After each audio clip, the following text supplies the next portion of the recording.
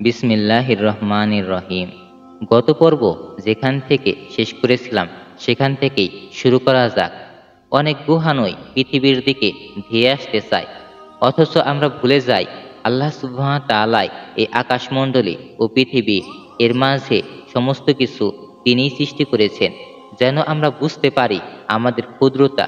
তিনি বলেন, আকাশ ও পৃথিবীর সৃষ্টি মানুষের সৃষ্টির চেয়ে অনেক বড়, কিন্তু অধিকাংশ মানুষই তা অবগত নয়। এই যে বিশাল মহাবিশ্ব, এতগুলো গ্যালাক্সি, আমরা এর মাত্র 1% জানি, অথচ এটিই মাত্র প্রথম আকাশ। ভাবুন, এরপর রয়েছে দ্বিতীয়, তৃতীয়, এমন করে সপ্তম আকাশ, যার বিশালতা আমাদের কল্পনাকেও ছাড়িয়ে যায়। এবং সপ্তম আকাশের শেষ সীমায় রয়েছে এক মহাবৃক্ষ, সিদরাতুল মুনতাহা। এরপরে কোনো সৃষ্টি যেতে পারে না। এরপরেই রয়েছে জান্নাত, অসীম সৌন্দর্য ও প্রশান্তির এক জগৎ। প্রত্যেকটি আকাশ একটির চেয়ে আরেকটি অনেক বড়। হাদিসে বলা হয়েছে, এক আকাশ থেকে আরেক আকাশে যেতে সময় লাগে 500 বছর। পৃথিবীর হিসেবে 500 বছর, অথচ আমরা জানি অ্যান্ড্রোমেডা গ্যালাক্সিতে যেতে 25 লক্ষ আলোকবর্ষ সময় লাগে। তাহলে আকাশগুলো কি একে অপরের ওপর স্তরে স্তরে সাজানো রয়েছে? আমরা জানি না, তবে আল্লাহ সুবহানাহু ওয়া তাআলাই ভালো জানেন।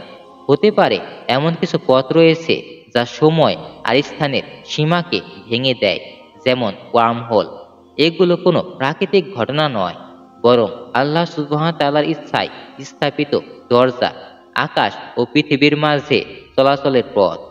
আল্লাহ সুবহানাহু ওয়া তাআলা কুরআনে ওয়ার্মহোলের ইঙ্গিত দিয়েছেন সূরা আল মারিজে, যেখানে তিনি বলেন, ফেরেশতা ও রূহ আল্লাহ সুবহানাহু ওয়া তাআলার দিকে এমন এক দিনে আরোহণ করে যার দৈর্ঘ্য পৃথিবীর হিসাবে 50,000 বছর। এই আয়াতে আরোহণ বলতে বোঝানো হচ্ছে বিশেষ এক ধরনের পথ, যাকে আজকের ভাষায় বলা হয় ওয়ার্মহোল। এমন এক দরজা যা স্থান ও সময়কে বাঁকিয়ে দেয় এবং দূরের গন্তব্যে পৌঁছানো সম্ভব করে অল্প সময়ে। ফেরেশতারা এবং জিবরাইল আলাইহিসসালাম এই পথ দিয়ে মাত্র এক দিনে আল্লাহ সুবহানাহু ওয়া তাআলার দরবারে পৌঁছে যান, যেখানে আমাদের হিসাবে এই পথ দিয়ে পাড়ি দিতে সময় লাগবে 50,000 বছর। আরও এক জায়গায় সূরা সিজদায় বলা হয়েছে, আল্লাহ সুবহানাহু ওয়া তাআলা বলেন, আকাশ থেকে পৃথিবী পর্যন্ত সমস্ত কার্যাবলী তিনিই পরিচালনা করেন। তারপর সেগুলো তার নিকট ফিরে যায় এমন এক দিনে যা তোমাদের হিসেবে 1000 বছরের সমান। জিবরাইল আলাইহিসসালাম মাত্র এক দিনে পৃথিবীতে অবতরণ করেন, একটি যাত্রা যা আমাদের মতো মানুষের জন্য হবে হাজার হাজার বছরের সমান। এত দ্রুত কিভাবে সম্ভব? কারণ ফেরেশতারা আলো দিয়ে তৈরি, আর আলোই হলো এই পৃথিবীতে জানা সবচেয়ে দ্রুতগতি সম্পন্ন বস্তু। প্রতি সেকেন্ডে প্রায় 3 লক্ষ কিলোমিটার। আলো একরকম নয়, নানা রঙের আলোর গতি ও তরঙ্গ দৈর্ঘ্য ভিন্ন ভিন্ন, যা তাদের গতিকেও প্রভাবিত করে। এই আলোই ফেরেশতাদের গতির মূল রহস্য। আলো সবসময় সোজা পথে চলে না।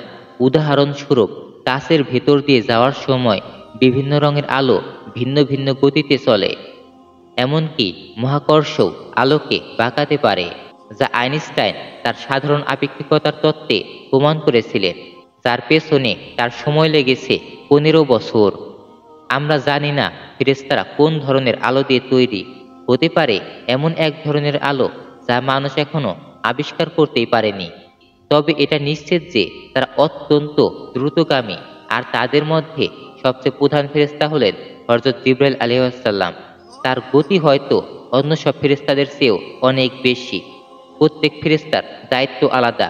কাজ যত বড়, সেই ফেরেশতা ততই বেশি শক্তিশালী ও দ্রুতগামী। এই ফেরেশতাদের মধ্যে 4 জন প্রধান ফেরেশতা রয়েছেন। জিবরাইল আলাইহিসসালাম আল্লাহ সুবহানাহু ওয়া তাআলার পক্ষ থেকে ওহী নিয়ে আসতেন নবীদের কাছে। সকল নবীকেই তিনি পথ দেখিয়েছেন।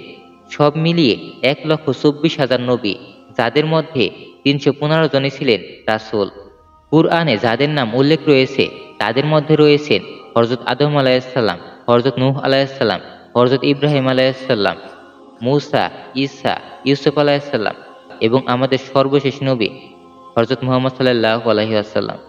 মিকাইল আলাইহিস সালাম প্রকৃতির ফেরেশতা, বৃষ্টি, বাতাস, বরফ, ঝড়, সোনালি দিন, সমস্ত ঋতুই সবই তার নিয়ন্ত্রণে। ইসরাফিল আলাইহিস সালাম তিনি সেই ফেরেশতা যিনি লাওহে মাহফুজ সংরক্ষণ করেন। আর তার আরেক বড় দায়িত্ব হলো সুর বাজানো, সেই সুর যা কিয়ামতের দিন আকাশ ও পৃথিবীকে কাঁপিয়ে তুলবে। মালাকুল মাউত মৃত্যুর ফেরেশতা যিনি সকলের রূহ কবজ করেন এবং তার কাজের জন্য দ্রুত গতি অপরিহার্য। এইসব ফেরেশতাদের কাজ এত বিশাল যে তাদের গতি সাধারণত কল্পনারও বাইরে। তারা আলোর চেয়েও দ্রুত হতে পারে, কারণ তারা যে আলোর সৃষ্টি। প্রতিদিন কত মানুষ মারা যায় জানেন? প্রায় 1,50,000-এরও বেশি। প্রতিদিন এত মানুষের রূহ কবজ করতে হয়। মৃত্যুর ফেরেশতা মালাকুল মাউত নিখুঁতভাবে এই কাজটি করেন। একটু দেরিও হয় না এবং কি ভুলও হয় না। তার গতি কত হতে পারে কল্পনা করুন।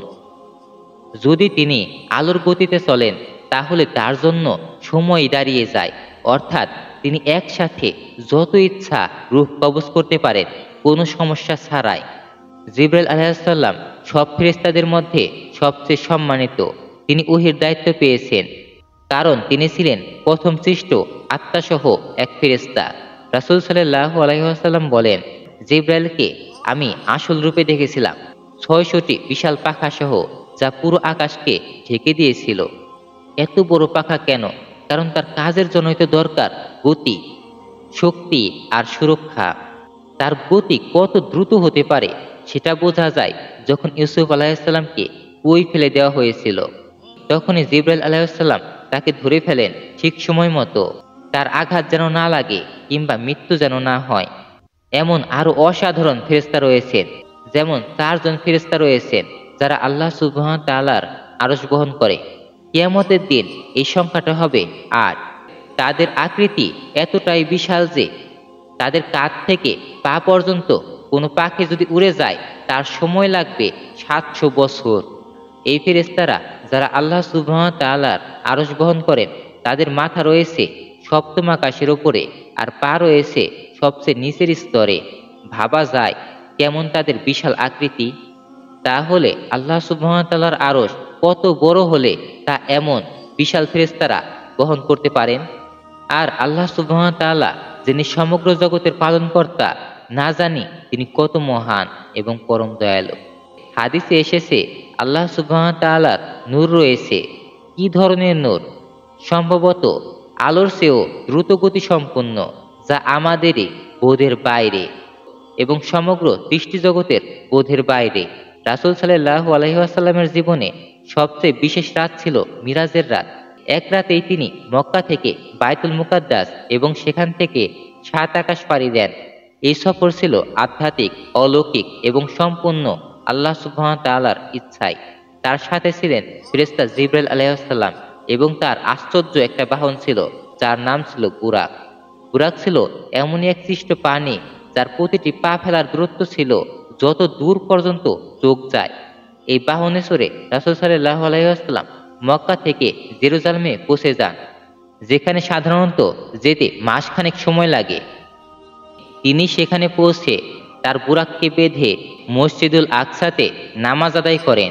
জিবরাইল আলাইহিস সালাম আকাশের পথে যাত্রা শুরু করেন। এই মিরাজে তিনি দেখা করেন অনেক নবীর সাথেই, আদম আলাইহিস সালাম, ইউসুফ, ইদ্রিস আলাইহিস সালাম, মুসা আলাইহিস সালাম, ইব্রাহিম আলাইহিস সালাম সহ আরো অনেকের সাথে। সবশেষে তিনি আল্লাহ সুবহানাহু ওয়া তাআলার সাক্ষাৎ লাভ করেন। সেই রাতে ফেরেশতা জিবরাইল আলাইহিস সালাম ও রাসূল সাল্লাল্লাহু আলাইহি ওয়াসাল্লামকে সপ্তম আকাশের শেষ সীমায় নিয়ে যান, এক পবিত্র গাছের পাশে, যাকে বলা হয় সিদরাতুল মুনতাহা। এই গাছের পরেই রয়েছে জান্নাত আর তার উপরেই রয়েছে আল্লাহ সুবহানাহু ওয়া তাআলার আরশ। এত দূর পর্যন্তই জিবরাইল আলাইহিস সালাম যেতে পারেন, কিন্তু এরপরে তিনি আর যেতে পারেন না। এরপর শুধু মুহাম্মদ সাল্লাল্লাহু আলাইহি ওয়াসাল্লামকেই সেখানে যেতে হয়। এই মহান মুহূর্তে রাসূল সাল্লাল্লাহু আলাইহি ওয়াসাল্লাম এক সম্মান অর্জন করেন যা কোনো নবী বা সৃষ্টিকে আগে দেওয়া হয়নি। আল্লাহ সুবহানাহু ওয়া তাআলার সঙ্গে সরাসরি কথোপকথন। রাসূল সাল্লাল্লাহু আলাইহি ওয়াসাল্লাম আল্লাহ সুবহানাহু ওয়া তাআলাকে প্রকৃত রূপে দেখেননি। তিনি দেখেছেন আলোকময় এক পর্দা, এবং নূরের তাজ্জাল্লি। আল্লাহ সুবহানাহু ওয়া তাআলা প্রথমে আমাদের ওপর 50 ওয়াক্ত নামাজ ফরজ করেন।